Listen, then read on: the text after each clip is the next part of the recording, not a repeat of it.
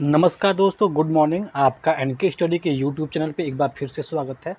MKI formula के तहत 5 साल के लिए अब सरकारी नौकरी मिलेगी। जी हाँ, उत्तर प्रदेश सरकार ने ऐसा घोषणा किया है कि अब जो भी सरकारी नौकरी के लिए उत्साहित है, जिनको भी सरकारी नौकरी चाहिए, अब वो पहले 5 साल संविदा पे करेंगे सरकारी नौकरी। उसके बाद जो है कि कुछ मानक तय किए जाएंगे। उस मानक को देखते हुए ही उन्हें स्थायी रूप से 5 साल के बाद सरकारी नौकरी मिल सकेगी। जी हाँ, एमकेपीआई फार्मूले से तय होगी पक्की नौकरी। कर्मचारियों के प्रदर्शन व दक्षता का हर 6 माह में होगा मूल्यांकन। तो दोस्तों, सरकारी नौकरी उत्तर प्रदेश सरकार का ये बड़ा फैसला है। समूह ख व ग की भर्ती प्रक्रिया में बड़े बदलाव की तैयारी में है उत्तर प्रदेश सरकार। अब जिनको भी सरकारी नौकरी चाहिए, पहले वो संविदा पे सरकारी नौकरी करेंगे, उसके बाद ही स्थायी रूप से उनकी नियुक्ति हो सकेगी। दोस्तों, समूह ख व समूह ग की भर्ती प्रक्रिया में 5 साल तक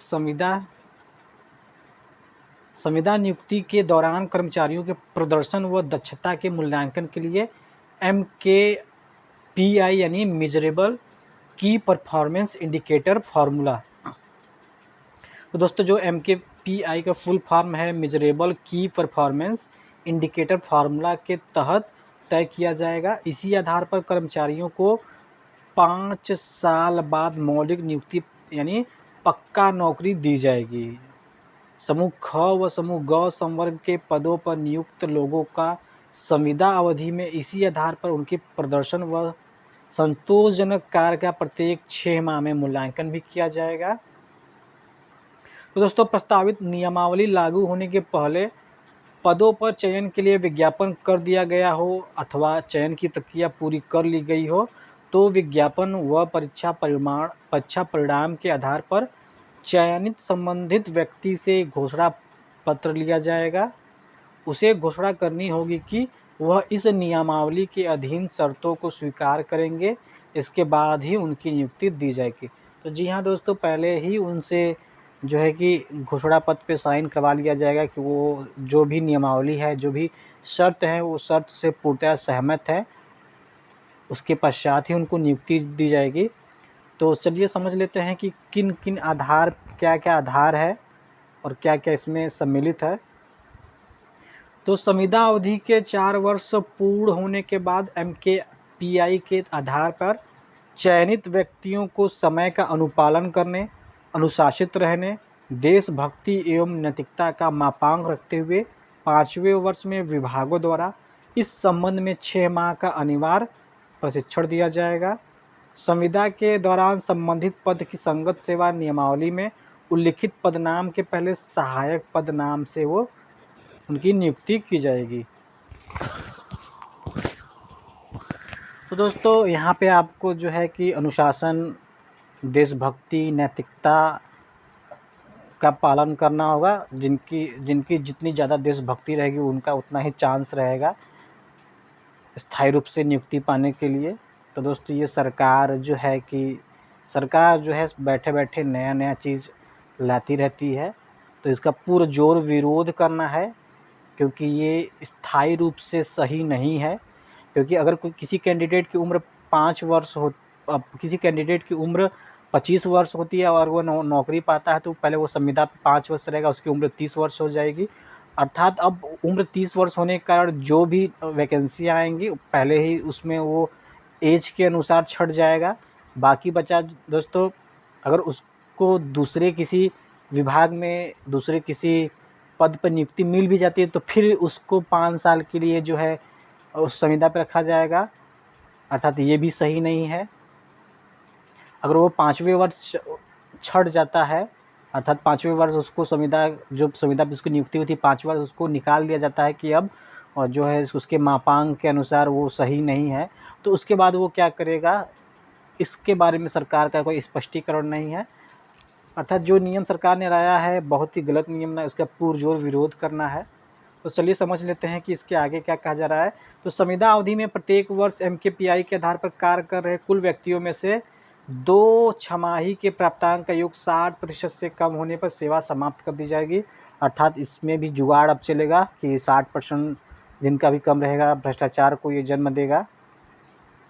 तो संविदा अवधि में प्रत्येक वर्ष एमकेपीआई के आधार पर कार्य कर रहे कुल व्यक्तियों में से 2 छमाही अर्थात प्रत्येक 6-6 महीने पर जो है कि अगर उनके प्राप्तांक का योग 60% से कम हो जाता है तो उनको सेवा समाप्त कर दी जाएगी।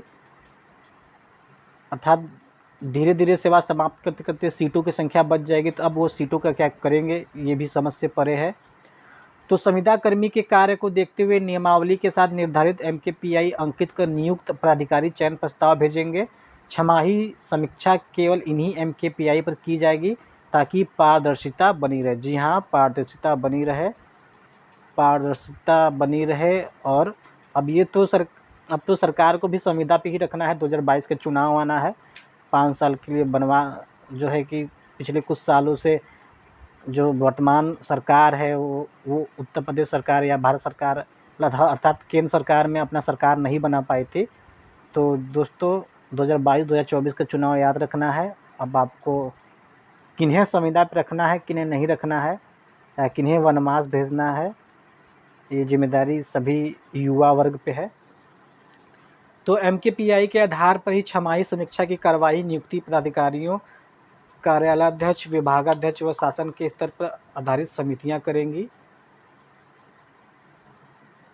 समीक्षा समिति द्वारा प्रत्येक छमाही के बाद प्रदर्शित किए गए अंक को नियुक्ति प्राधिकारी द्वारा बंद लिफाफे में रखा जाएगा।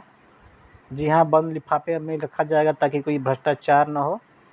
जो खुद भ्रष्टाचार करे वही अब समझा रहा है बेरोजगारों को या फिर रोजगार जिन्हें मिला है संविदा पे कि उनकी नियुक्ति को प्राधिकारी द्वारा बंद लिफाफे में रखा जाएगा। तो एमकेपीआई के तहत ये सारा कार्य होना है। इसके क्या क्या मापदंड हैं इस वीडियो में बताया जा रहा है।